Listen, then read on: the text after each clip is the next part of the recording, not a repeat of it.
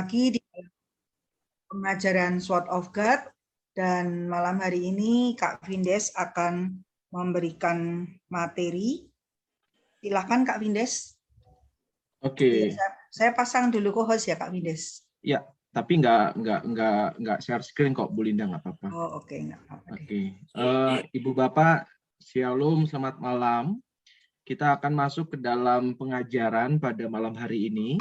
Kalau 2 minggu yang lalu kita sudah belajar Injil Markus yang merupakan Injil tertua. Sekarang kita akan belajar Injil Matius. Ibu Bapak, dari keempat Injil, Injil Matius itu merupakan Injil yang paling dikenal jemaat. Kebanyakan bagian Injil yang umum dikenal oleh jemaat Kristiani adalah Injil Matius. Kebanyakan ya. Dan dalam ibadah gereja zaman kuno atau zaman dulu, Injil Matius itu merupakan Injil yang paling banyak dipergunakan. Makanya nggak salah bahwa Injil Matius itu merupakan Injil gereja. Karena memang jemaat awal, gereja kuno atau gereja abad-abad awal itu banyak sekali mempergunakan Injil Matius sebagai dasarnya. Ya, jadi Injil ini sangat dikenal oleh para jemaat saat itu. Lalu Injil Matius merupakan Injil yang paling luas dan paling lengkap dibandingkan Injil-Injil yang lainnya. Apalagi Injil Markus yang hanya 16 bab, sedangkan Injil Matius itu ada 28 bab. Kemudian penulisnya siapa? Nah, kalau Ibu Bapak ingat 2 minggu lalu mengenai Injil Markus, kita sudah sama-sama belajar bahwa Injil Markus itu ditulis oleh Yohanes Markus yang merupakan keponakan dari Barnabas, rekan sepelayanan Paulus, tetapi punya konflik karena meninggalkan Paulus dan Barnabas, lalu akhirnya mereka pisah jalan, namun pada akhirnya mereka justru saling mengampuni, hubungan mereka menjadi baik, bahkan Rasul Paulus meminta agar Yohanes Markus ini datang mengunjunginya pada saat di penjara kota Roma. Itu akhir hubungan mereka.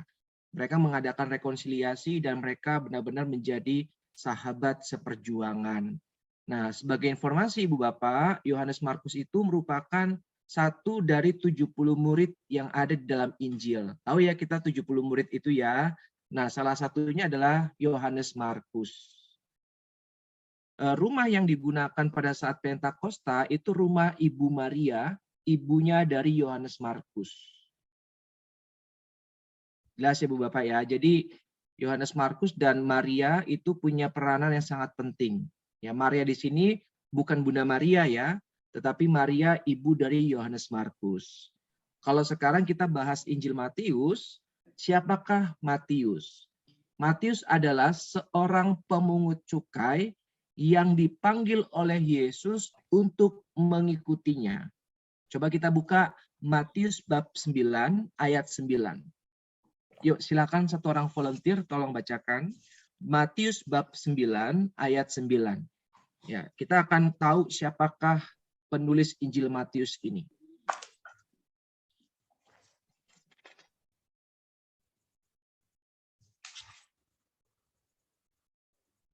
Setelah Yesus pergi dari situ, ia melihat seorang yang bernama Matius duduk di rumah cukai. Lalu ia berkata kepadanya, "Ikutlah aku." Maka berdirilah Matius lalu mengikuti dia. Oke, terima kasih Bu Vivi. Jelas Ibu Bapak ya. Jadi dalam Matius bab 9 ayat 9 ini, inilah Matius yang menulis Injil Matius. Seorang pemungut cukai yang diajak oleh Tuhan Yesus untuk mengikuti dia. Dan setelah Yesus mengajaknya, Matius tidak banyak alasan. Dikatakan, maka berdirilah Matius lalu mengikuti dia. Menarik ya, jadi Matius itu walaupun orang pemungut cukai, tetapi pada saat Yesus mengajaknya, dia tidak ada alasan, dia langsung berangkat untuk mengikuti Yesus. Lalu yang berikutnya, sebagai pemungut cukai, Matius itu termasuk dalam golongan yang dibenci oleh rakyat. Kenapa dibenci? Kita tahu ya bahwa pemungut cukai saat itu bekerja sama dengan pemerintahan Romawi yang adalah penjajah bangsa Israel saat itu. Jadi menurut orang-orang Israel, orang-orang pemungut cukai ini merupakan musuh masyarakat. Bahkan tidak jarang dicap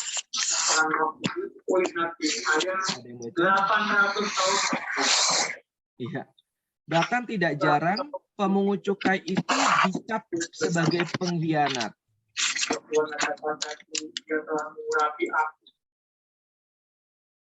Oke ya. Lanjut ya. Jadi Ibu Bapak, inilah Matius, seorang pemungut cukai. Kebanyakan orang-orang membenci mereka karena mereka dicap sebagai musuh masyarakat karena bekerja sama dengan pemerintahan Romawi. Bahkan tidak jarang mereka dicap sebagai pengkhianat. Ya, tokohnya siapa lagi pemungut cukai dalam Injil? Zakheus. Nah, dia merupakan kepala pemungut cukai. Makanya pada saat Yesus datang ke rumahnya, banyak orang bingung, kok dia mau ke rumah pendosa? Ya kan? Kok Yesus mau bergaul dengan mereka? Tetapi Yesus kan bilang bahwa bukan orang yang sehat yang membutuhkan tabib, tetapi orang yang sakit. Aku datang untuk mencari yang hilang, yang berdosa, bukan yang tidak butuh pertolongan. Lalu yang berikutnya, para pemungut cukai yang bertugas menarik pajak dari rakyat untuk pemerintahan Romawi dianggap sebagai antek-antek penjajah. Jadi orang-orang pemungut cukai ini dicap sebagai antek-antek penjajah untuk memeras uang rakyat. Ini gambaran Matius nih, pemungut cukai. Tradisi Kristiani menghubungkan Injil pertama dengan Rasul Matius. Ya, walaupun tidak dapat ditolak begitu saja, tradisi itu bukanlah jaminan mutlak bahwa Matius benar-benar yang menulis Injilnya. Jadi tidak ada yang mengatakan bahwa penulis Injil Matius itu benar-benar mutlak semuanya adalah Matius yang menulis. Karena ada pendapat dari beberapa ahli yang mengatakan bahwa ada beberapa tambahan yang tidak berasal dari Matius dalam Injil Matius. Tapi kita percaya bahwa sebagian besar Injil Matius yang menulisnya adalah Rasul Matius. Itu kita imani. Kalau benar Rasul Matius itu sebagai penulis dari Injil Matius, maka Matius merupakan saksi mata langsung. Karena kan bilangan 12 murid, 12 rasul. Jadi langsung sebagai saksi mata apa yang Yesus katakan, apa yang Yesus makan, ya kan? Apa yang Yesus berikan, apa yang Yesus inginkan. Saksi matanya adalah salah satunya Rasul Matius. Ya. Nah, kemudian sumber dari Injil Matius itu ada 3, Ibu Bapak. Yang pertama, tradisi Markus. Yang kedua adalah Quell, ya, dari bahasa Jerman, tulisannya Quelle, Quell, itu artinya sumber. Dan yang terakhir adalah tradisi Matius sendiri. Saya ulang sekali lagi ya. Tradisi Matius, Injil Matius itu dari 3 sumber. Yang pertama, tradisi Markus. Yang kedua, Quell. Nanti saya akan jelaskan maksudnya Quell itu apa. Lalu yang terakhir adalah tradisi Matius sendiri.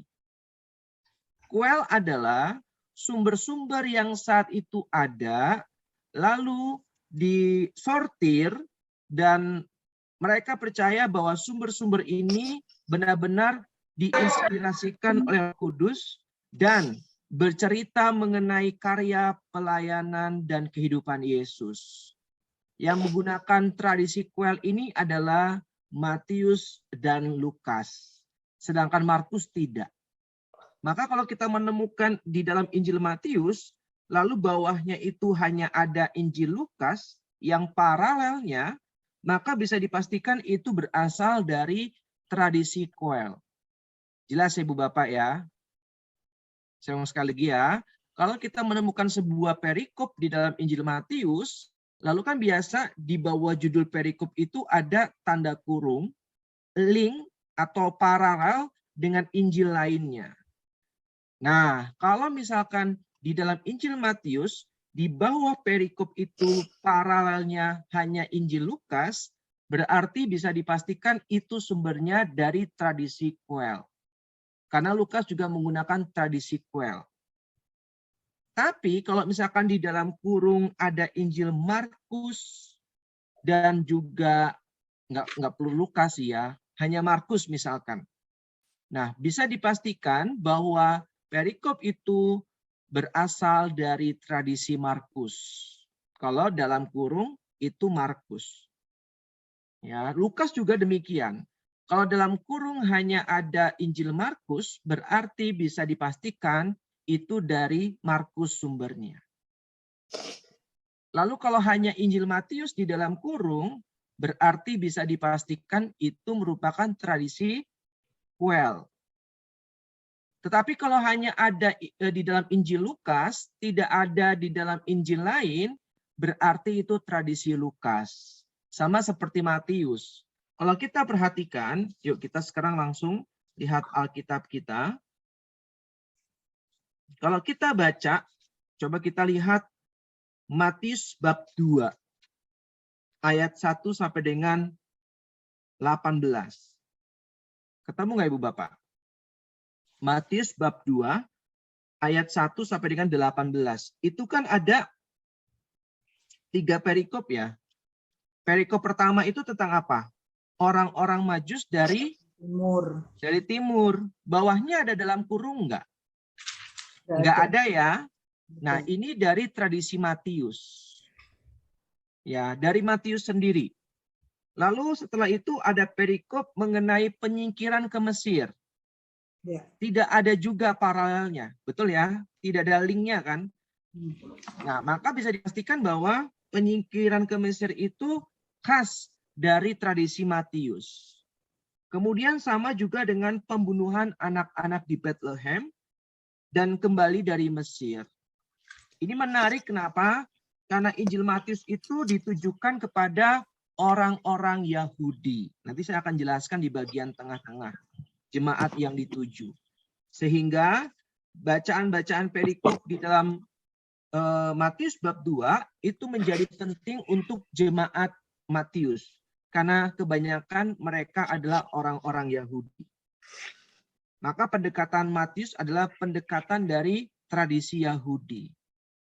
Sedangkan Injil Markus ditujukan kepada orang-orang Romawi saat itu. Ya, Kristen Romawi juga ada di sana, Kristen Yahudi juga ada di sana. Tetapi mayoritas adalah orang-orang Romawi.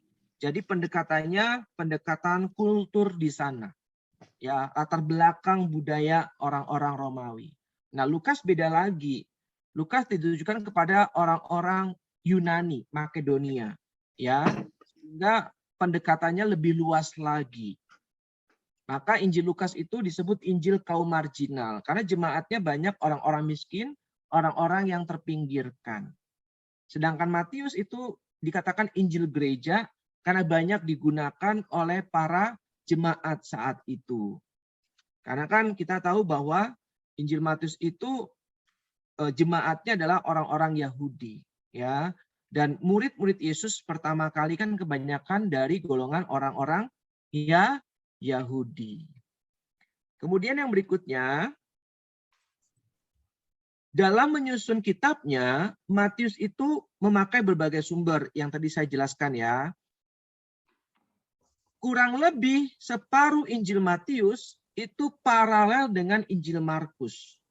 Jadi separuhnya itu paralel dengan Injil Markus. Lalu yang berikutnya, 20% itu dari tradisi Koel. Dan sisanya yaitu 30% itu dari tradisi Matius sendiri. Saya ulang sekali lagi ya. Hampir setengahnya Injil Matius itu paralel dengan Injil Markus, hampir setengahnya. Sedangkan 20% itu dari tradisi Quell. 30% itu dari tradisi Matius sendiri. Maka nggak mengherankan kalau kita menemukan kok isinya Injil Matius dan Markus hampir sama ya kebanyakan. Karena dulu itu Injil Markus dicap atau dinilai sebagai ringkasan dari Injil Matius. Itu zaman pertama-tama tuh. Ya, bahwa banyak sekali pendapat yang mengatakan Injil Markus itu merupakan ringkasan dari Injil Matius karena isinya 50% sama. Nah, ya. Sedangkan yang terjadi justru sebaliknya, Matius banyak menggunakan sumber dari Markus. Sumber utama Injil Matius adalah Markus. Selain bahan, juga urutan kisah Matius itu tentang Yesus terutama, sebagian besar mengikuti urutan Markus. Jadi enggak cuma isinya, tapi juga urutannya Matius itu mengikuti Markus.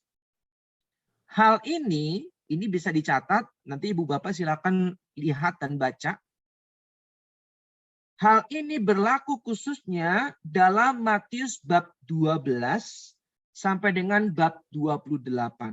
Silakan dicatat, Matius bab 12 sampai dengan bab 28 itu sejajar dengan Markus 2 ayat 23 sampai 16 ayat yang ke-8.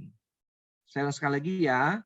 Matius bab 12 sampai dengan 28 sejajar dengan Markus bab 2 ayat 23 sampai bab 16 ayat 8. Coba bayangkan berapa bab itu. Ya. Sedangkan dalam Matius bab 3 sampai bab 11 lebih banyak memuat bahan Quell dan tradisi Matius sendiri. Ya, jadi dari bab 3 sampai dengan bab 11 itu kebanyakan dari tradisi Quell dan tradisi Matius sendiri. Tetapi dari Matius bab 12 sampai dengan 28 itu kebanyakan sejajar dengan Injil Markus. Jadi 50% sendiri. Cukup jelas Ibu Bapak ya.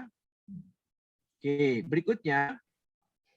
Kemungkinan besar, ini masih suatu hipotesa, Rasul Paulus itu menulis Injilnya dalam bahasa Aram, bahasa rakyat di Palestina. Ya, bahasa sehari-hari Tuhan Yesus. Seorang pujangga gereja yang bernama Papias, cukup terkenal, Papias, pada tahun 110 atau 120 Masehi, menyatakan bahwa Matius itu menyusun perkataan Yesus dalam bahasa Ibrani atau bahasa Aram. Itu menurut Papias. Ya, jadi sekitar tahun 110 sampai dengan 120 ya, Papias menyatakan bahwa Matius itu menyusun perkataan Yesus dalam bahasa Ibrani atau Aram. Kemudian baru disadur ke dalam bahasa Yunani sekitar tahun 75 sampai dengan 80. Nah, ya. Penyadur inilah yang tadi di awal beberapa ahli mengatakan ada beberapa tambahan dari penyadur ini. Ya. Cukup jelas Ibu Bapak ya. Oke. Penyadur ini ahli dalam kitab Perjanjian Lama. Dia seorang Yahudi dan dia sangat mahir dalam kitab suci Perjanjian Lama. tetapi dia tinggal di luar Palestina, dia seorang perantauan, dan hidup di tengah komunitas Yahudi yang berbahasa Yunani. Nah, orang ini dianggap sebagai penyadur utama dari Injil Matius dari bahasa Ibrani atau Aram, kemudian disadur ke dalam bahasa Yunani. Itu.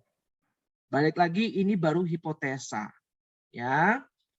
Oke, tetapi kita ingin mengikuti ajaran Papias karena beliau adalah pujangga gereja, bahwa menurutnya Matius menyusun perkataan Yesus itu dari bahasa Aram atau Ibrani.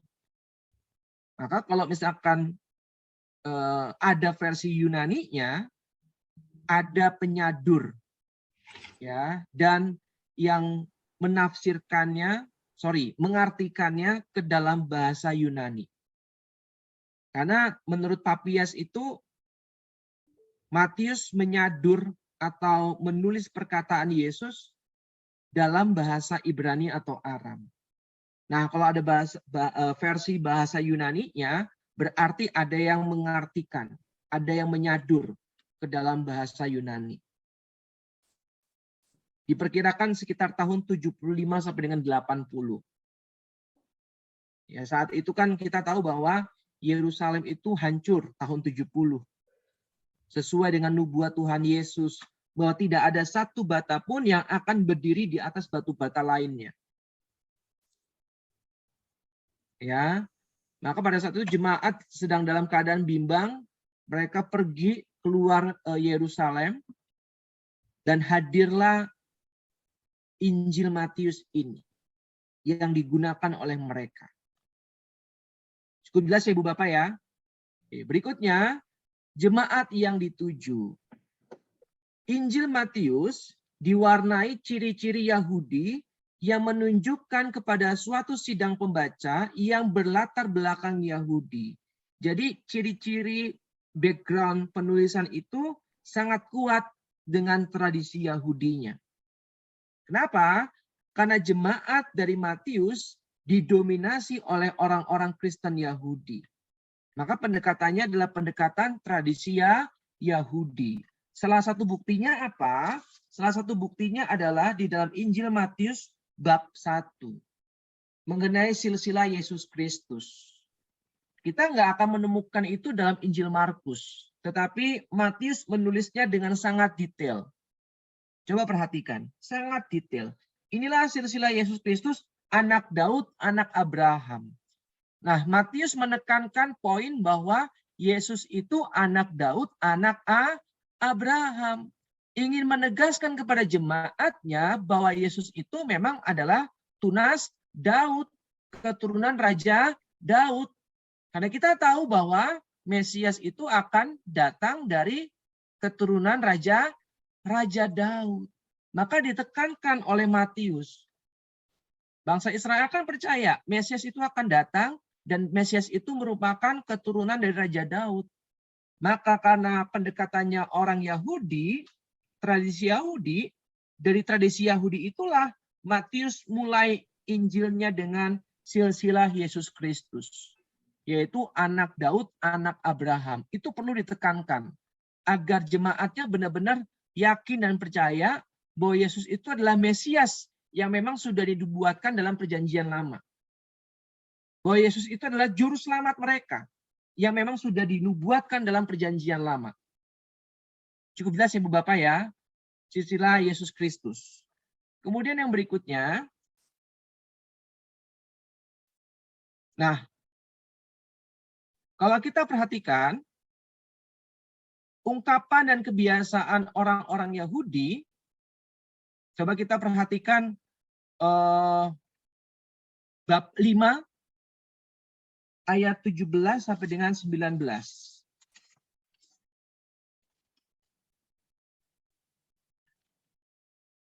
Saya akan bacakan untuk Ibu Bapak ya.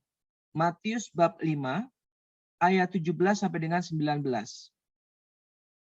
Janganlah kamu menyangka bahwa aku datang untuk meniadakan hukum Taurat atau kitab para nabi. Aku datang bukan untuk meniadakannya, melainkan untuk menggenapinya. Karena aku berkata kepadamu, sesungguhnya selama belum lenyap langit dan bumi ini, satu iota atau satu titik pun tidak akan ditiadakan dari hukum Taurat sebelum semuanya terjadi. Karena itu, siapa yang meniadakan salah satu perintah hukum Taurat sekalipun yang paling kecil dan yang mengajarkannya demikian kepada orang lain, ia akan menduduki tempat yang paling rendah di dalam kerajaan surga. Tetapi siapa yang melakukan dan mengajarkan segala perintah-perintah hukum Taurat, ia akan menduduki tempat yang tinggi di dalam kerajaan surga. Lihat, bagaimana Matius menulis Injilnya, begitu menekankan hukum Taurat. Karena dia tahu bahwa jemaat yang dituju, jemaatnya adalah orang-orang Yahudi. Ini ciri-ciri Yahudinya sangat kuat sekali. Ya. Berkaitan dengan hal itu, ungkapan bahasa dan kebiasaan Yahudi seperti penggunaan perjanjian lama, berlakunya hukum Taurat seperti yang kita baca barusan, itu merupakan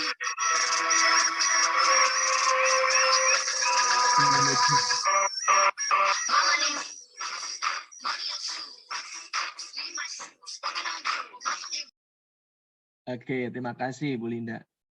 Sampai mana tadi? Oke, ciri-ciri tradisi Yahudi seperti tadi barusan kita baca mengenai hukum Taurat itu sangat kental dalam tradisi Matius ini. Kalau kita baca Matius bab 5 sampai dengan bab 7, kita perhatikan. Ini merupakan khotbah di bukit. Ya, dan khotbah di bukit ini, Ibu Bapak perhatikan Matius bab 5 ayat 1 sampai dengan 12 mengenai ucapan bahagia. Kalau Ibu Bapak lihat paling bawah catatan kaki, ketemu enggak? Bab 5 ayat 4 itu paralel dengan apa? Paling bawah tuh.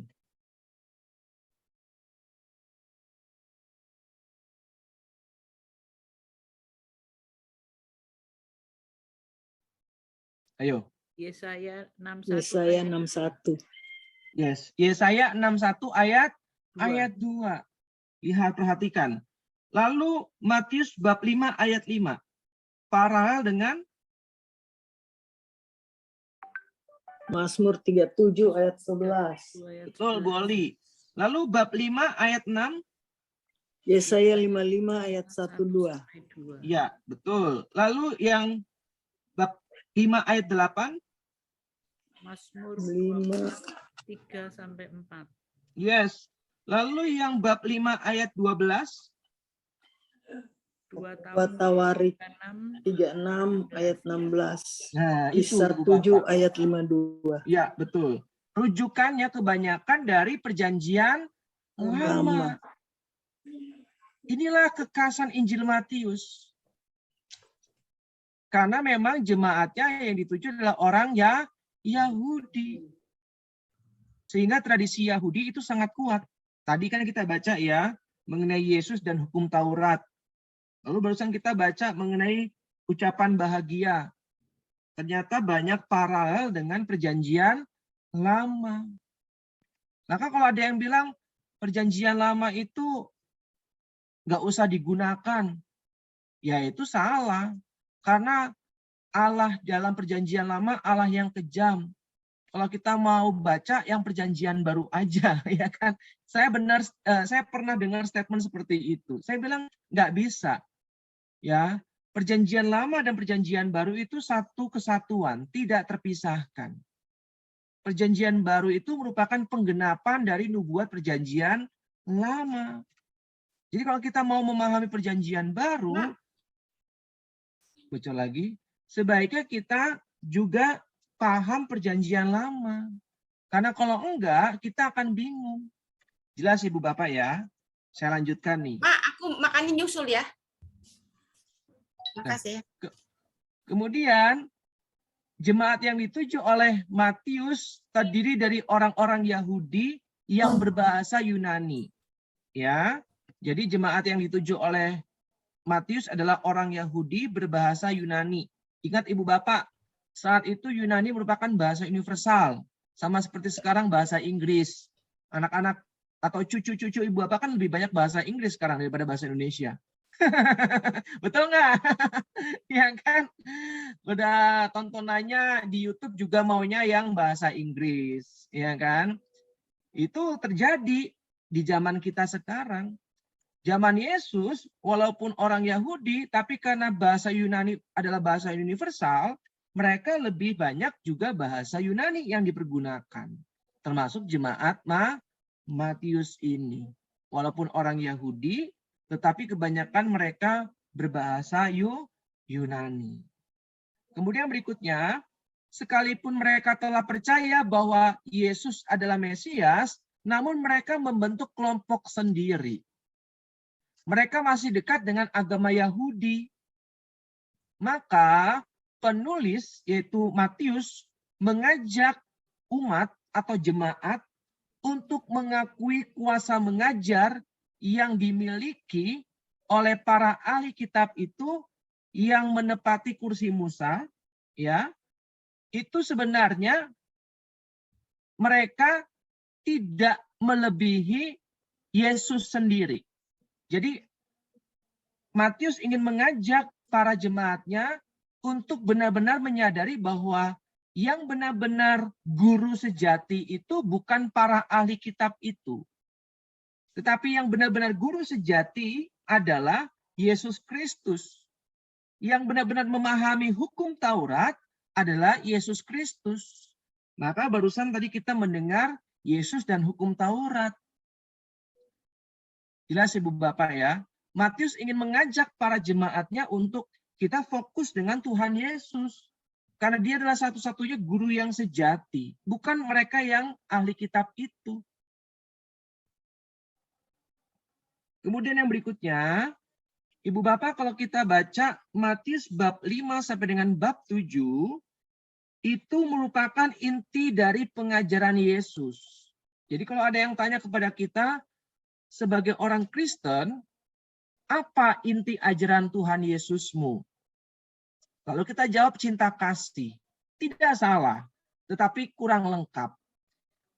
Maka kita akan menjawab bahwa ajaran Tuhan Yesus secara lengkap, utuh, dan mewakilkan intinya ada di dalam bab 5 sampai dengan bab 7. Magna Carta, inti dari ajaran Tuhan Yesus. Yaitu mengenai khotbah di bukit. Silakan baca. Khotbah di bukit inilah yang membuat seorang Mahatma Gandhi akhirnya mau menjadi seorang Kristen. Kalau Ibu Bapak pernah baca biografi seorang Mahatma Gandhi. Bagaimana beliau begitu terkesima, begitu mencintai Yesus, mengidolakannya, sampai dia mau masuk ke dalam gereja. Tetapi karena warna kulit, akhirnya dia diusir oleh penerima tamu, karena nggak layak. Karena katanya gereja itu hanya untuk orang-orang berkulit putih. Mahatma Gandhi merasa kecewa dan akhirnya muncullah ungkapan yang sangat terkenal dari beliau ya, Ibu Bapak tahu ya. I like your Christ, but I didn't like your Christian. Because your Christians are unlike your Christ, katanya. Saya mencintai Kristus, tetapi saya tidak suka dengan para pengikutnya. Kenapa? Karena para pengikutnya tidak seperti Kristus.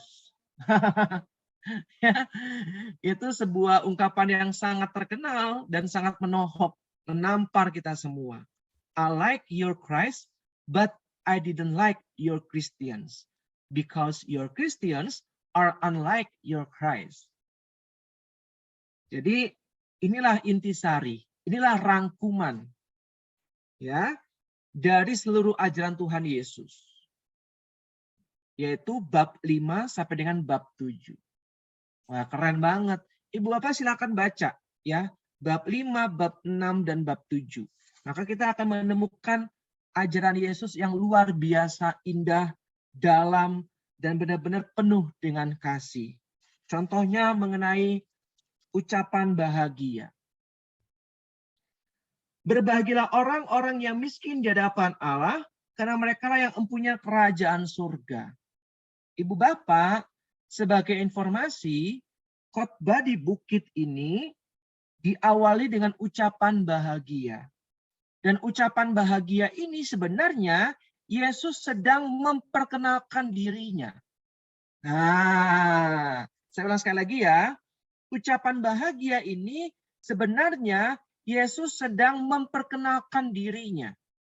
Berbahagialah orang yang miskin di hadapan Allah, karena mereka lah yang mempunyai kerajaan surga. Yesus bilang apa? Serigala punya liang, burung punya sarang, tetapi anak manusia tidak punya tempat untuk meletakkan kepalanya. Lalu yang berikutnya, berbahagialah orang yang berduka cita, karena mereka akan dihibur. Yesus bilang kepada para muridnya di Taman Getsemani, hatiku sakit sekali, hampir mau mati rasanya. Betul Ibu Bapak? Yesus berduka. Yesus mengalami sakit. Yesus mengalami kesedihan. Tetapi dia tahu bahwa dia akan dihibur. Lalu yang kelima, berbahagialah orang yang lemah lembut, karena mereka akan memiliki bumi. Yesus bilang apa? Pikulah kuk yang kupasang, sebab aku apa? Roh yang lemah lembut dan penuh Dan sabar. Lemah lembut dan rendah hati. Bayangkan, Yesus bilang seperti itu. Maka di ayat kelima kita baca apa? Berbahagialah orang yang lemah lembut. Karena mereka akan memiliki bumi. Lalu yang berikutnya, berbahagialah orang yang lapar dan haus akan kebenaran, karena mereka akan dipuaskan. Yesus bilang apa? Akulah jalan, kebenaran, dan hidup. Intinya apa? Kalau kita mau bahagia, mari kita semakin serupa dengan Kristus. Wah, itu kan indah banget. Ya, indah banget ucapan bahagia ini. Yesus sedang memperkenalkan dirinya. Berbahagialah orang yang miskin di hadapan Allah, karena mereka lah mempunyai kerajaan surga. Berbahagialah mereka yang lemah lembut, karena mereka akan memiliki bumi. Berbahagialah mereka yang haus dan lapar akan kebenaran, karena mereka akan dipuas. Ayat yang 10. Berbahagialah orang yang dianiaya oleh sebab kebenaran, karena mereka yang punya kerajaan surga. Ini kan Yesus. Yesus banget Ibu Bapak, betul nggak? Yesus kan dianiaya, disiksa oleh karena kebenaran. Maka nggak usah repot-repot kita kalau mau hidup bahagia. Sudah ada petunjuknya. Tapi seringkali kita justru mencari kebahagiaan di luar sana. Iya, padahal Yesus sudah bilang, "Hei, Vindes, kalau kamu mau bahagia, mari belajar daripadaku. Mari ikut aku. Kamu akan bahagia." Amin Ibu Bapak, ini intinya sebenarnya. Maka ucapan bahagia inilah yang mewakili seluruh dari rangkaian pengajaran Yesus dari bab 5, 6, dan 7. Karena setelah ucapan bahagia, kita akan menemukan perikop garam dan terang dunia. Setelah kita bahagia, karena Yesus hidup di dalam kita semakin serupa dengan Yesus, maka kita menjadi garam dan terang dunia. Lalu setelah kita menjadi garam dan terang dunia, kita bisa memberi sedekah. Dengan cara kita memberi apa yang Tuhan beri kepada kita untuk orang yang membutuhkan. Lalu garam dan terang itu dapat terjadi kalau kita rajin berdoa. Lalu setelah berdoa apa? Berpuasa. Lalu berikutnya mengenai hal mengumpulkan harta. Ya, bahwa Janganlah kamu mengumpulkan harta di bumi ngengat dan karat merusakkannya, dan pencuri membongkar serta mencurinya. Tetapi kumpulkanlah bagimu harta di surga ngengat dan karat tidak merusakkannya, dan pencuri tidak membongkar serta mencurinya. Jadi kalau kita mau bahagia, dapat dilakukan dengan tidak mengumpulkan harta benda. Wah, ini kan indah banget. Sangat jelas. Dan kita bisa melakukan itu semua kalau kita hidup dalam doa. Lalu yang berikutnya apa? Hal kekhawatiran. Yang sering dikutip kan Matius 6 ayat 33 kan. Tetapi kalau lepas dari konteks nanti bisa salah tafsir. Ya kan? Tetapi carilah dahulu kerajaan Allah dan segala kebenarannya, maka semua akan ditambahkan bagimu. Aku udah pelayanan, tetapi hidupku masih susah Tuhan. Kenapa? Sedangkan si Michael itu nggak pernah pelayanan, nggak pernah ke gereja, tapi usahanya maju terus. Padahal firman-Mu mengatakan, carilah dahulu kerajaan Allah dan segala kebenarannya. Lah aku udah cari. Nggak pernah tuh aku hidupnya sukses seperti Michael. Ya karena salah menafsirkan. Ya, karena Matius bab 6 ayat 33 sedang tidak berbicara mengenai berkat materi. Ya, Matius 6 ayat 33 itu konteksnya mengenai apa Ibu Bapak? Hal kekhawatiran. Maka kalau kita sudah hidup mencari kerajaan Allah, artinya Allah meraja dalam hidup kita, kita nggak akan pernah khawatir. Karena semuanya akan ditambahkan. Damai, sukacita, kebahagiaan. Amin. Maka kalau kita baca ayat yang ke-34, sebab itu janganlah kamu khawatir akan hari esok, karena hari esok mempunyai kesusahannya sendiri. Kesusahan sehari cukuplah untuk sehari. Nah, itu kesannya bukan soal uang, materi, tapi soal kekhawatiran. Kita diminta untuk tidak khawatir. Ya, berikutnya. Lalu setelah itu, Ibu Bapak, kita lihat jemaat yang dihadapi oleh Matius itu terlibat dalam tegangan. Bahkan permusuhan. Jadi jemaat ini mengalami permusuhan dengan pemimpin Yahudi. Ya, terutama orang-orang Farisi dan ahli-ahli Taurat. Jadi ada tegangan, ada perselisihan dengan para pemimpin Yahudi saat itu. Terutama orang-orang Farisi dan ahli-ahli Taurat. Mereka menjadi lawan Yesus yang gigih dan berusaha untuk menjatuhkannya. Ya, kita tahu kisahnya ya, bagaimana orang-orang Farisi dan ahli-ahli Taurat itu benar-benar dengan gigih melawan Yesus, menjatuhkan Yesus. Tetapi Yesus tidak mudah dijatuhkan. Ya. Dan kalau kita perhatikan, karena perlawanan dari orang-orang Farisi dan ahli-ahli Taurat yang mau menjatuhkan Yesus itu, kalau kita perhatikan Matius bab 23, Matius itu menggunakan kata-kata yang sangat pedas terhadap orang-orang Farisi dan ahli-ahli Taurat. Coba kita lihat tuh, Matius bab 23. Kata-katanya sangat pedas. Karena mungkin Matius itu udah kesel banget nih sama orang-orang Farisi dan ahli-ahli Taurat. Apa kita baca di sana? Yesus mengecam ahli-ahli Taurat dan orang-orang Farisi. Maka berkatalah Yesus kepada orang banyak dan kepada murid-muridnya, katanya, ahli-ahli Taurat dan orang-orang Farisi telah menduduki kursi Musa.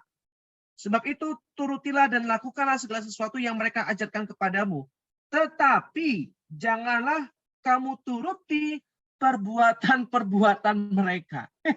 Ini kan tegas dan pedas ya Ibu Bapak ya. Ajarannya nggak apa-apa kamu ikuti karena mereka duduk di kursi Musa, ya kan? Tetapi kelakuannya jangan deh, perbuatannya jangan deh. Di awal tadi saya bilang ya bahwa Matius ingin mengatakan kepada jemaat, sang guru sejati itu adalah Yesus. Bukan mereka ahli-ahli kitab suci itu. Karena Yesus adalah sang guru yang mengajar dan melakukan. Nah, ini integritas, ya, mengajar dan melakukan. Itulah Yesus. Lalu kalau kita baca ayat yang ke-13. Celakalah kamu, hai ahli-ahli Taurat dan orang-orang Farisi. Hai kamu orang-orang munafik. Karena kamu menutup pintu-pintu kerajaan surga di depan orang. Sebab kamu sendiri tidak masuk dan kamu merintangi mereka yang berusaha untuk masuk. Keras nggak Ibu Bapak?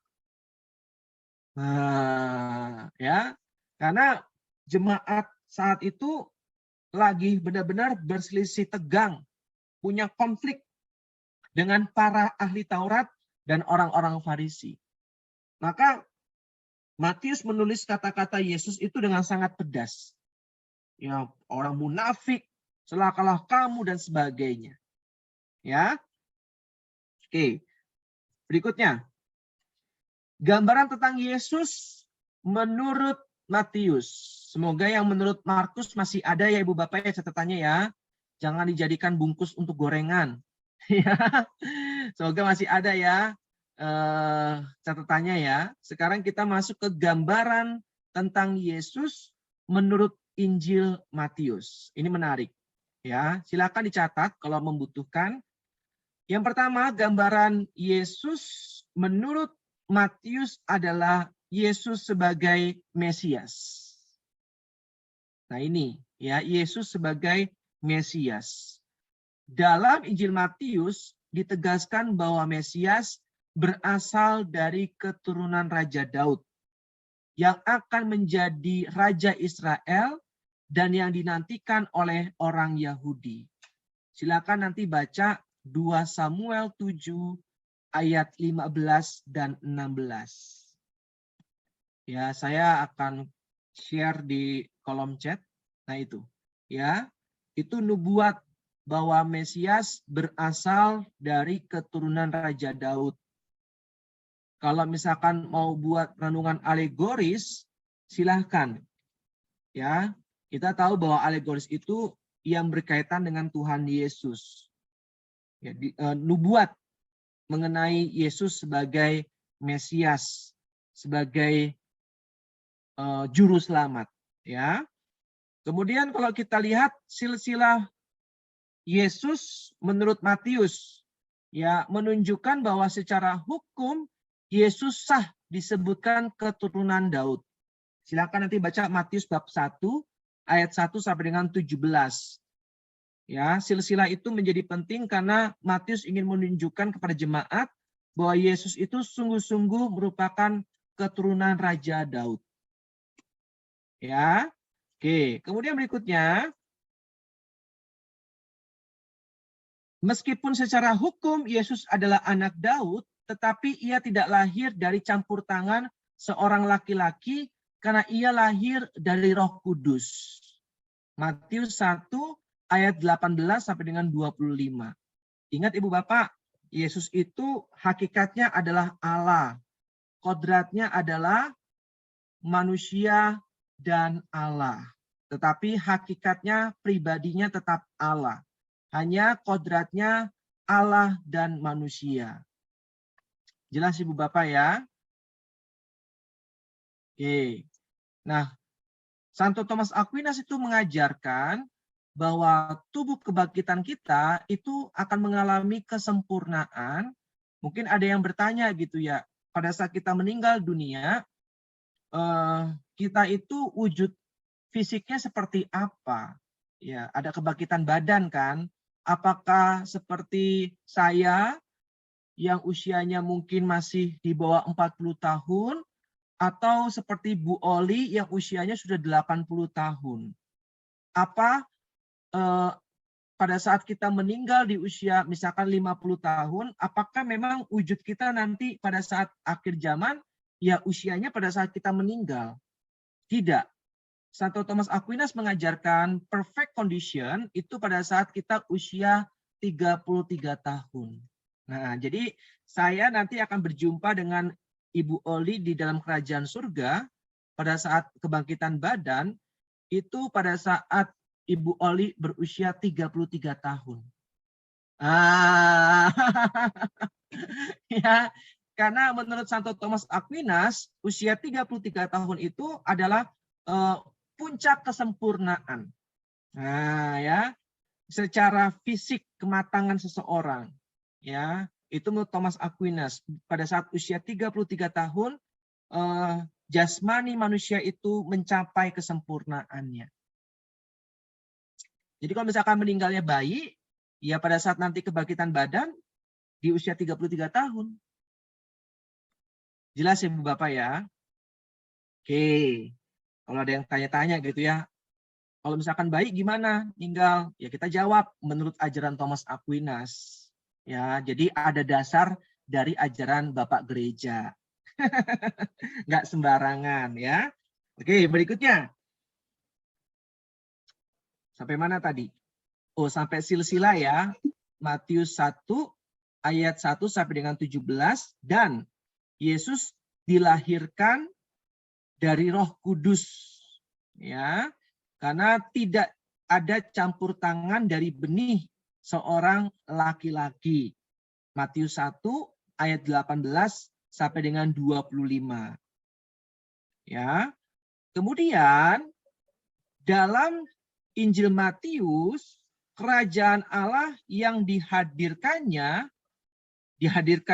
oleh Yesus ya maksudnya ya, itu jauh dari muatan politis.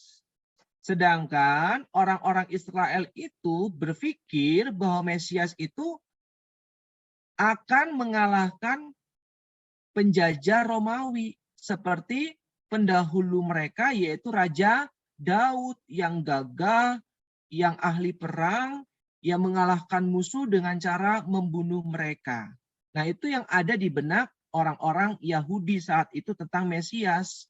Tetapi Matius menggambarkan bahwa Mesias yang sejati itu jauh dari kata politis, dari kata perang, jauh dari itu semua. Yesus bilang apa? Belajarlah daripada aku sebab aku lemah lembut dan rendah hati. Yesus tidak pernah menyukai kekerasan. Nah, berbeda dengan apa yang ada di dalam benak orang-orang Yahudi saat itu. Dalam kematian dan kebangkitan Yesus, Allah menyatakan bahwa Dia telah mengalahkan dosa dan kematian. Dengan cara demikian, tujuan kehadiran Yesus terpenuhi, yaitu menyelamatkan umat manusia dari dosa-dosa mereka. Ingat Ibu Bapak, dosa itu ada dosa asal dan dosa pribadi. Ya, dosa asal itu yang diwariskan dari dosa Adam dan Hawa. Tetapi telah dihapuskan pada saat kita menerima sakramen baptis. Namun kecenderungan dosanya masih ada. Kenapa kecenderungan dosanya masih ada? Kenapa kok nggak diambil oleh Tuhan? Kenapa kok nggak diangkat? Karena Tuhan mau kita juga berusaha dan bekerja untuk menjadi kudus. Nah, maka ada ungkapan yang sangat terkenal dari Thomas Aquinas, grace perfect nature. Rahmat menyempurnakan kodrat. Nah, saya tulis di kolom chat ya. Grace perfect nature. Nah, ini ungkapan yang sangat terkenal dari Thomas Aquinas. Concupiscence, ya, concupiscence itu artinya keternodaan hati, kecenderungan berbuat dosa. Itu masih ada. Ya, itu dibiarkan, tidak diangkat atau diambil oleh Tuhan, karena tadi Allah mau kita berusaha untuk mencapai kekudusan, sehingga layak untuk bersekutu dengannya dalam kerajaan surga. Tapi dalam usaha kita, Allah tidak membiarkan sendirian. Allah memberikan rahmat-Nya, yaitu berupa sakramen-sakramen. Nah, itu kaitannya. Maka aku menyertaimu sampai akhir zaman, itu salah satunya dengan sakramen-sakramen. Karena sakramen artinya, menurut Santo Agustinus, Sakramen adalah tanda yang kelihatan dari rahmat Allah yang tidak kelihatan. Jadi, pada saat kita menerima sakramen tobat, itulah rahmat Allah yang membuat kita akhirnya menyadari bahwa saya itu orang berdosa. Sehingga saya mau belajar untuk menghindari dan menjauhi dosa. Jelas Ibu Bapak ya? Lalu yang kedua itu dosa pribadi. Nah, dosa pribadi itu dosa besar dan dosa ringan. Dosa besar itu hukumannya kekal. Kalau dosa ringan itu hukuman sementara, tidak hukuman kekal. Tidak meniadakan kasih, tetapi merusak kasih. Kalau dosa pribadi yang dosa besar, itu menghilangkan rahmat pengudusan yang sudah kita terima dalam sakramen baptis. Kalau kita tidak segera menerima sakramen tobat, maka ganjarannya adalah hukuman kekal. Nah, dosa besar itu ada 3 indikatornya. Yang pertama, melanggar perintah-perintah Allah, salah satunya 10 perintah Allah. Yang kedua, tahu dengan pikiran bahwa itu dosa, tetapi tetap dilakukan. Yang ketiga, sadar bahwa itu dosa, tetapi tetap dilakukan. Nah, itu dosa besar. Ya, maka kalau kita bilang jangan membunuh gitu kan, ya itu dosa besar karena 10 perintah Allah berbicara mengenai jangan membunuh. Udah tahu ada perintah jangan membunuh, kita tahu, kita sadar tetap membunuh. Nah, itulah dosa besar. Jangan berzina misalkan. Nah, kita tetap selingkuh, tetap berzina dengan pasangan lain. Kita tahu itu dilarang dalam 10 perintah Allah. Udah tahu, sadar, tetap dilakuin. Itu dosa besar. Ya. Maka kalau kita baca dalam 1 Yohanes, ada dosa yang tidak mendatangkan maut, yaitu dosa ringan. Dosa ringan itu tidak mendatangkan maut, merusak kasih, tapi tidak menghilangkan rahmat Tuhan. Ya. Namun dosa ringan ini kalau dibiarkan itu akan menghambat pertumbuhan rohani kita. Dan kalau terus dibiarkan, maka tidak mengherankan hati nurani kita bisa tumpul, bahkan kita bisa melakukan dosa besar. Jelas Ibu Bapak ya? Dalam sakramen tobat, ini penting, dosa besar kita akui, hukuman kekal itu diubah menjadi hukuman sementara. Dalam sakramen tobat ya, pada saat kita mengakui, Romo, saya telah berbuat zina gitu. Itu kan dosa besar ya. Hukuman kekal itu diampuni, tetapi kita masih harus menjalani konsekuensinya, yaitu hukuman sementara. Jelas Ibu Bapak ya, kita tetap menjalani hukuman sementara, konsekuensi dari perbuatan kita. Tetapi kita tidak mengalami hukuman kekal karena kita menerima rahmat pengampunan dari sakramen tobat itu. Kemudian hukuman sementara ini dapat kita hindari kalau kita mendapatkan indulgensi. Nah, ya. Jelas Ibu Bapak ya. Ini saya lari ke sini karena penting, karena berkaitan juga dengan dosa ya. Yesus kan datang sebagai Mesias yang menyelamatkan umatnya dari dosa-dosa. Bab 1 ayat 21. Yuk kita baca. Matius bab 1 ayat 21. Satu orang volunteer tolong bacakan.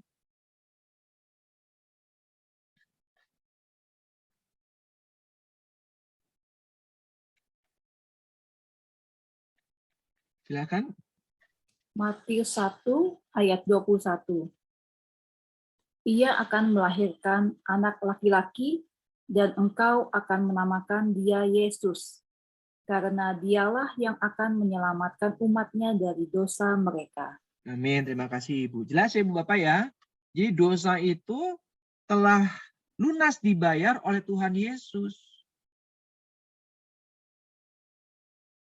Jadi kita itu benar-benar mengalami karya keselamatan Tuhan. Loh, karya keselamatan Yesus kan 2000 tahun yang lalu. Apa urusannya dengan kita? Nah, karya keselamatan Yesus tidak pernah terbatas oleh ruang dan waktu. Dan kita boleh mengalami peristiwa sengsara, wafat, dan kebangkitan Yesus, atau biasa dikenal dengan misteri Paskahnya, dari penderitaan, kemudian sengsara, wafat, kebangkitan, dan kenaikannya ke surga. Nah ini sengsara ya, Ibu Bapak ya. Jadi dari penderitaan, kemudian masuk ke dalam wafat, kemudian masuk ke dalam kebangkitan, kemudian masuk ke dalam kenaikan Yesus ke surga. Itu adalah misteri Paskah. Ya, dimulai dari penderitaannya, dari sengsaranya.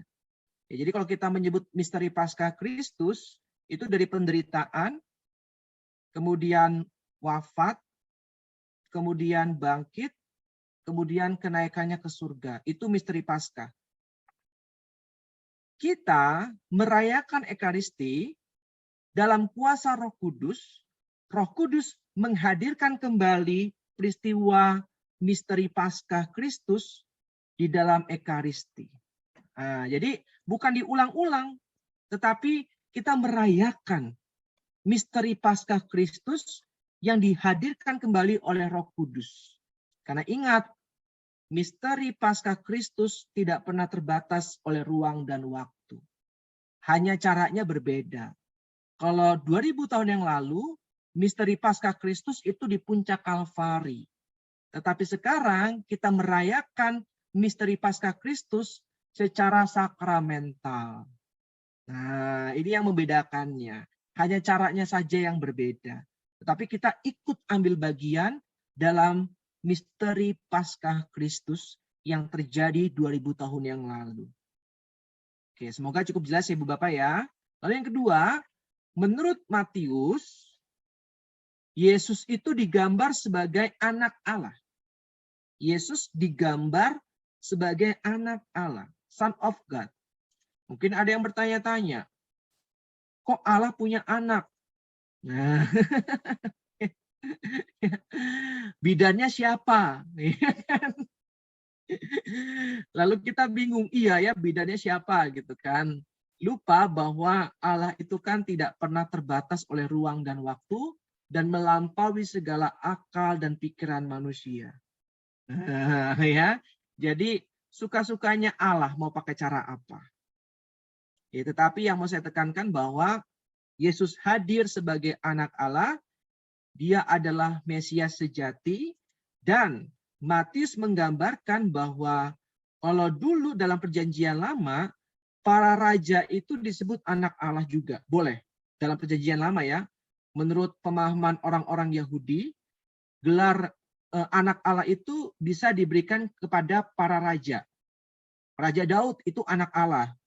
Itu sangat kental sekali tradisi Yahudi dalam perjanjian lama. Ya.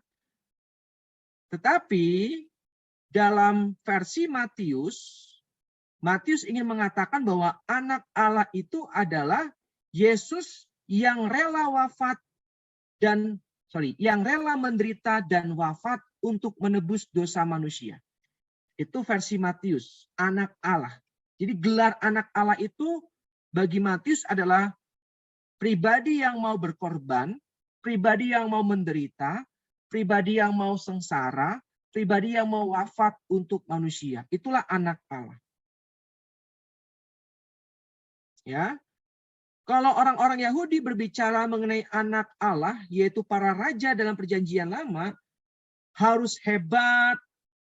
Maksudnya hebat di sini punya kerajaan, punya prajurit, ya, ahli perang dan sebagainya. Karena gambarannya adalah Raja Daud. Tetapi Matius ingin mengatakan sebaliknya, bahwa anak Allah yang sejati itu tidak seperti yang ada di benakmu. Dia bukanlah pribadi yang punya kerajaan, pribadi yang punya prajurit, pribadi yang ahli perang. Tidak. Nah, Matius ingin menekankan itu kepada jemaatnya, yang kebanyakan orang-orang Yahudi. Ya, maka kalau kita baca Matius 27, yuk kita baca ayat 39 dan 40. Matius 27 ayat 39 dan 40. Satu orang tolong bacakan.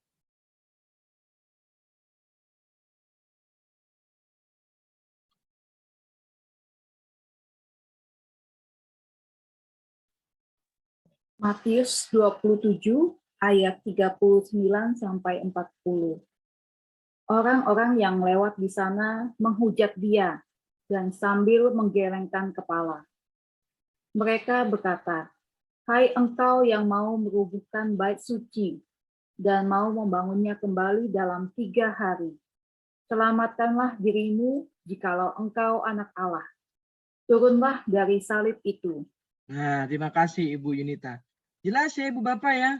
Jadi di benak mereka itu, kalau engkau memang anak Allah, ya turun dari salib. Jadi di benak mereka, anak Allah itu orang yang hebat, orang yang punya kuasa, orang yang bisa mengalahkan keadaannya, orang yang bisa mengalahkan penderitaannya. Itu ada di dalam benak-benak orang Yahudi saat itu. Tapi Matius ingin menjungkir balikan semuanya itu. Bagi mereka, orang-orang Yahudi, sengsara itu adalah tanda kegagalan. Ya, kita juga banyak yang masih berpikir demikian ya. Kita gagal, wah berarti kita itu lemah. Ya, saya menderita berarti saya gagal, nggak berhasil. Itu gambaran dunia. Sampai sekarang masih seperti itu. Tapi Matius ingin mengatakan hal sebaliknya. Justru Yesus mengambil jalan diam. Yesus mengalah dan menerima semua keadaan. Dia berdamai dengan penderitaan. Karena jalan itulah jalan yang harus ditempuhnya untuk mengalahkan dosa dan kematian demi keselamatan umat manusia dari dosa. Karena dosa lahir dari kesombongan, maka Yesus menyelamatkan manusia di dalam kerendahan hati. Ya, saya ulang sekali lagi ya. Karena dosa lahir dari kesombongan, tetapi Yesus menyelamatkan manusia dengan kerendahan hati. Maka tanpa kerendahan hati, manusia akan sulit untuk selamat.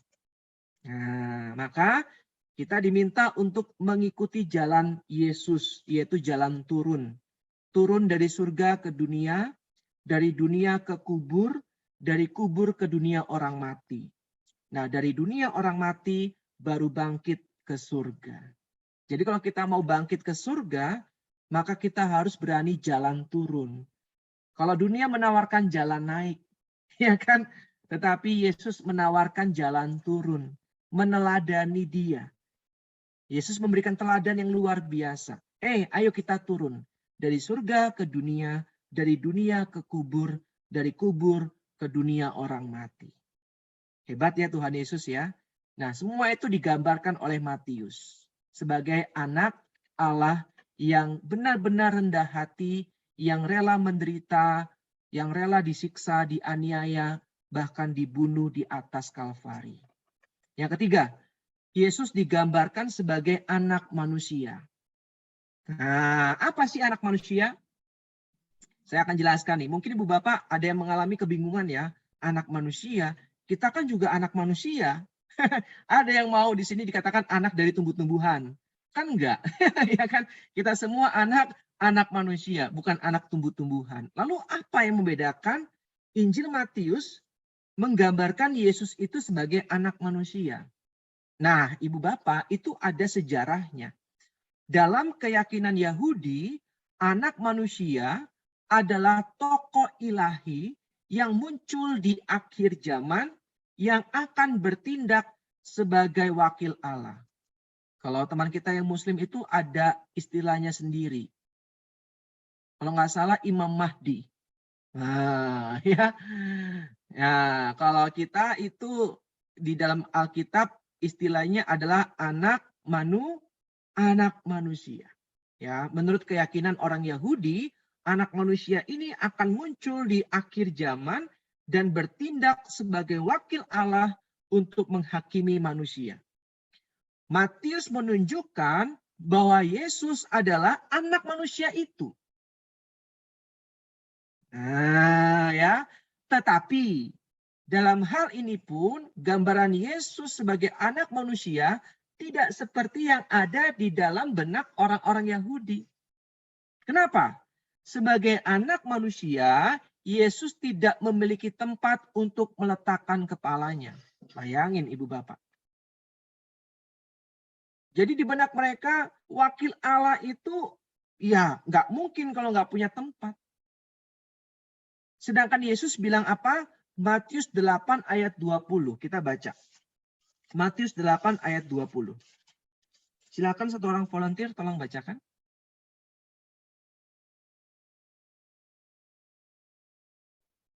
Yesus berkata kepadanya, serigala mempunyai liang dan burung mempunyai sarang, tetapi anak manusia tidak mempunyai tempat untuk meletakkan kepalanya. Nah, terima kasih Ibu. Coba bayangin. Serigala punya liang, burung punya sarang, tetapi anak manusia tidak punya tempat untuk meletakkan kepalanya. Jadi ini gambaran anak manusia yang sangat berbeda dengan gambaran orang-orang Yahudi. Lalu yang berikutnya, anak manusia ini akan diserahkan ke dalam tangan manusia dan dibunuh, lalu tinggal di dalam rahim bumi selama 3 hari 3 malam. Coba kita buka Matius 12 ayat 40. Bayangin Ibu Bapak, yang akan datang sebagai wakil Allah di akhir zaman, malah ditangkap dan dibunuh oleh tangan manusia. Ini kan nggak masuk akal. Silakan. Matius 12 ayat 40. Sebab seperti Yunus tinggal di dalam perut ikan 3 hari 3 malam. Demikian juga anak manusia akan tinggal di dalam rahim bumi 3 hari 3 malam. Nah, terima kasih Ibu. Anak manusia itu malah akan tinggal di dalam apa? Rahim bumi 3 hari 3 malam seperti Yunus dalam perut ikan. Ini anak manusia model apa? Ya kan? Ya kan? Kalau dalam benak orang-orang Yahudi, anak manusia itu ya akan datang akhir zaman. Sebagai wakil Allah untuk menghakimi. Lah ini anak manusia kok malah di dalam rahim bumi. Ya, lihat luar biasa ya gambaran Matius tentang Yesus, anak manusia yang begitu rendah hati. Ya, tetapi kita tahu bahwa anak manusia ini akan dibangkitkan pada hari yang ketiga. Kita baca bab 17 ayat 22. Silakan satu orang volunteer.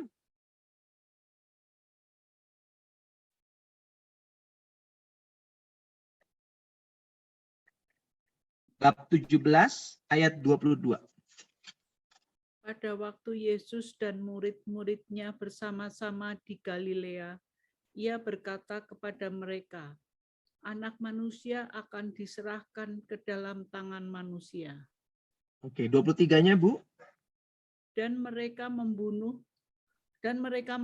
dia, dan pada hari ketiga ia akan dibangkitkan, maka hati murid-muridnya itu pun sedih sekali. Oke, terima kasih Bu Yuliana. Jelas ya Bapak ya. Jadi Yesus sudah menubuatkan dirinya bahwa anak manusia itu akan dibunuh oleh tangan manusia, tetapi ia akan dibangkitkan pada hari yang ketiga. Ingat Ibu Bapak, kenapa kok ada kata dibangkitkan? Sedangkan Yesus kan juga Tuhan. Kok Tuhan dibangkitkan? Nah, seringkali kita juga diserang seperti itu ya. Kalau misalkan Tuhan, kenapa nggak bangkit sendiri? Kenapa kok dibangkitkan? Berarti Yesus bukan Tuhan. Nah, ya, kalau Tuhan ya bangkit sendiri, nggak dibangkitkan. Jawabannya gampang. Jangan lupa Yesus itu punya dua kodrat.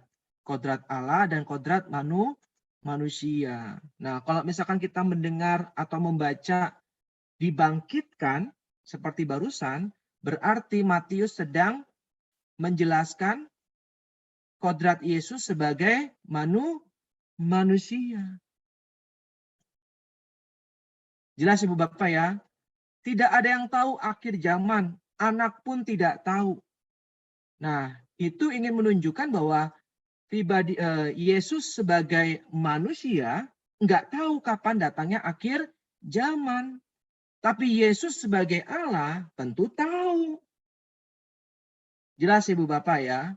Jadi ini yang seringkali kita miss ya, bahwa Yesus itu nggak tahu kapan akhir zaman. Yesus sebagai manusia memang nggak tahu. Tapi Yesus sebagai Allah tentu tahu. Karena kan dia bersatu dengan Bapa dan Roh Kudus. Ya, jelas ya Ibu Bapak ya.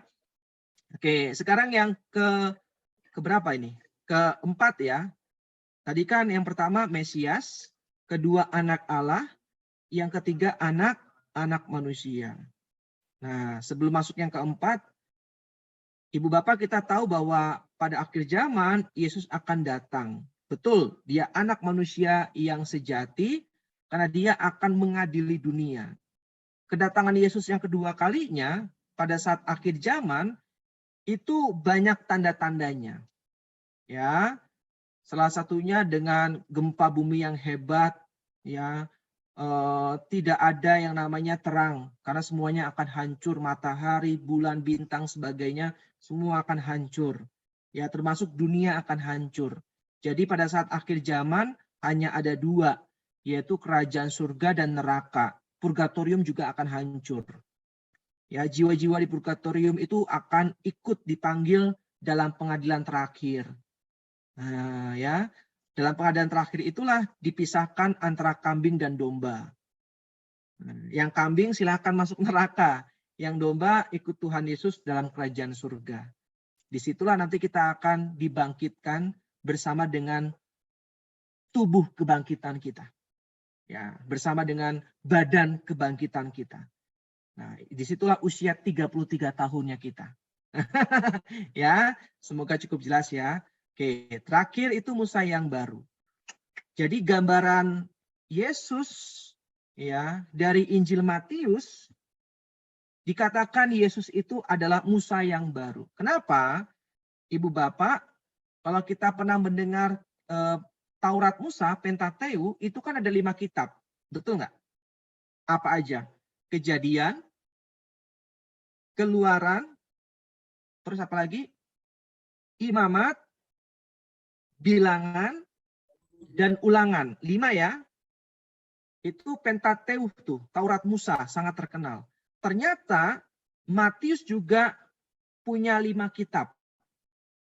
Nah, silakan catat. Jadi sabda Yesus itu dirangkum dalam 5 buku ini. Makanya Yesus dikatakan Musa yang baru. Ya, kalau Musa yang lama itu ada Pentateuch, 5 Taurat Musa. Kalau dalam Matius itu juga ada 5 buku. Ya, jadi sabda Yesus itu ada dalam 5 buku ini. Buku tanda petik ya Ibu Bapak ya. Yang pertama khotbah di bukit tadi kita baca. Yaitu intisari ajaran Tuhan Yesus. Bab 5 sampai dengan bab 7. Itu mengenai khotbah di bukit. Lalu buku yang kedua itu Matius bab 10. Khotbah pengutusan. Coba baca Matius bab 10, judulnya apa tuh? Khotbah pengutusan. Ya. Oke, berikutnya Matius 13 itu khotbah perumpamaan. Ya, khotbah perumpamaan. Isinya perumpamaan semua tuh. Lalu yang keempat Matius 18 itu mengenai khotbah tentang jemaat. Matius 18 khotbah tentang jemaat. Lalu yang terakhir, Matius bab 24 dan 25. Itu mengenai khotbah tentang akhir zaman. Jadi inilah 5 buku berupa sabda Yesus atau khotbah Yesus dalam Injil Matius. Yang pertama, bab 5 sampai dengan bab 7. Saya pelan-pelan ya, biar bisa dicatat. Itu mengenai khotbah di bukit. Bab 5 sampai bab 7. Kemudian bab 10 itu merupakan buku yang kedua, yaitu khotbah pengutusan. Yang ketiga, khotbah perumpamaan, Matius 13. Yang keempat, khotbah tentang jemaat, yaitu Matius 18. Dan yang terakhir, khotbah tentang akhir zaman, bab 24 sampai 25. Coba sekarang kita lihat yang terakhir aja, karena tinggal 7 menit. Bab 24, atasnya itu ada apa tulisannya?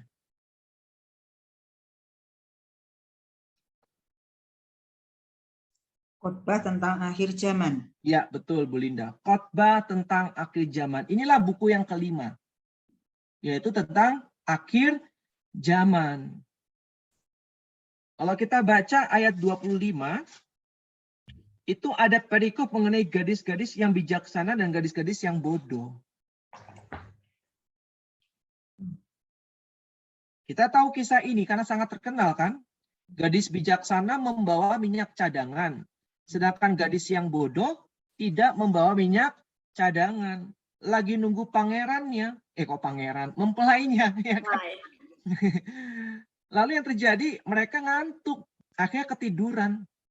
Pada saat mempelainya datang, ya lentera mereka mati. Mereka nggak punya minyak cadangan. Sedangkan sang gadis bijaksana, bukan sang, 5 ya. 5 gadis bijaksana itu punya minyak cadangan, jadi layak untuk masuk bersama sang mempelai. Siapakah mempelai itu? Ya Yesus sendiri. Mempelai pria. Mempelai perempuannya siapa? Gereja. Siapa gereja? Ya kita semua. Nah, maka kalau misalkan ada gosip atau rumor, Paus Fransiskus ingin menabiskan imam perempuan. Nah, rasanya itu akan sangat sulit terjadi. Ya, karena imam di situ pria ya sebagai in persona Christi, ya. Sang mempelai laki-laki, sedangkan perempuan itu adalah gereja kita semua. Ya kalau misalkan imamnya in persona Christi perempuan, mempelainya perempuan, gereja, ya gimana? Ya. Nah, itu yang terjadi. Jadi rasanya sulit untuk diwujudkan. Rasanya itu hanya rumor-rumor aja, ya. Nah, itu Ibu Bapak. Jadi kalau kita perhatikan ada gadis bijaksana dan gadis yang bodoh, jangan lupa ada minyak cadangan. Nah, minyak cadangan itulah yang akan membuat kita layak atau tidak masuk dalam kerajaan surga. Maka kalau kita mau tahu minyak cadangan itu apa, baca buku tafsir. Jadi perikop ini konteksnya tentang akhir zaman. Jangan lari kemana-mana. Ya, kalau ada lari kemana-mana, nanti lepas konteks gitu. Ya, jadi kita tahu, oh ternyata ini berkaitan tentang akhir zaman. Maka kalau kita dikasih tema misalkan kehidupan kekal, nah perikop ini pas sekali, cocok. Atau kehidupan abadi. Nah, ini cocok banget nih, perikop ini. Pengharapan. Nah, cocok banget perikop ini. Jelas Ibu Bapak ya. Lalu perumpamaan tentang talenta. Talenta di sini banyak yang menafsirkan bakat. Sebenarnya kurang tepat karena konteksnya akhir zaman. Maka ada 2 yang menafsirkan di buku tafsir, itu talenta adalah materi atau uang. 1 talenta kan 6.000 dinar ya. 1 dinar itu upah sehari kerja, 1 dinar. Maka artinya ada 3 hamba yang dipercaya 5 talenta, 2 talenta, dan 1 talenta. Nah, akhirnya yang punya 5 talenta dikembangkan jadi 10. Yang punya 2 dikembangkan menjadi 4. Yang punya 1 didiamkan saja, disimpan, nggak mau dikembangkan. Maka tuannya itu marah. Kenapa tuannya itu marah?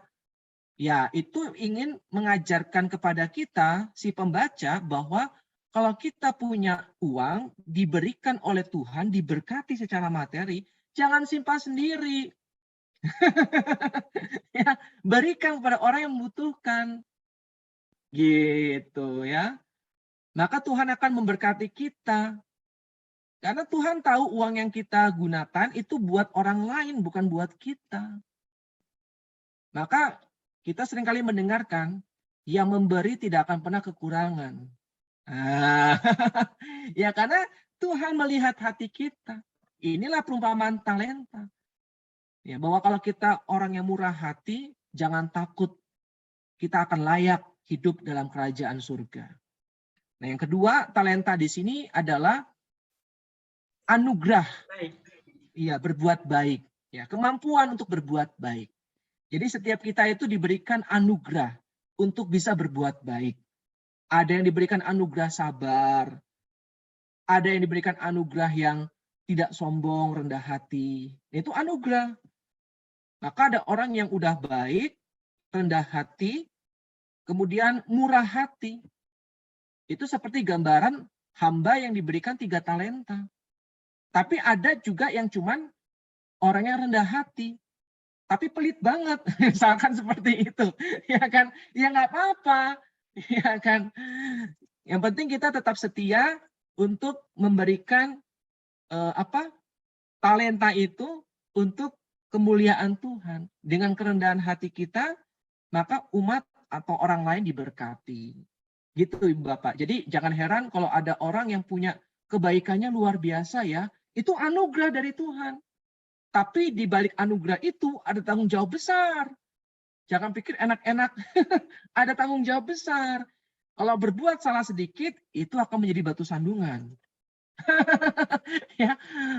Maka kita bersyukur bahwa kita boleh mengenal firman Tuhan dan kita boleh belajar ya anugerah apapun yang Tuhan berikan, yang penting kita persembahkan untuk kemuliaan Tuhan, maka Tuhan akan membantu kita dengan rahmat-Nya. Grace, perfect nature. Terima kasih Ibu Bapak, teman-teman, tepat pukul 8:30 ya. Kalau ada pertanyaan silakan.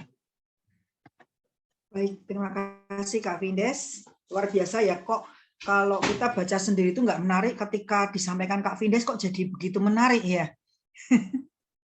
Teman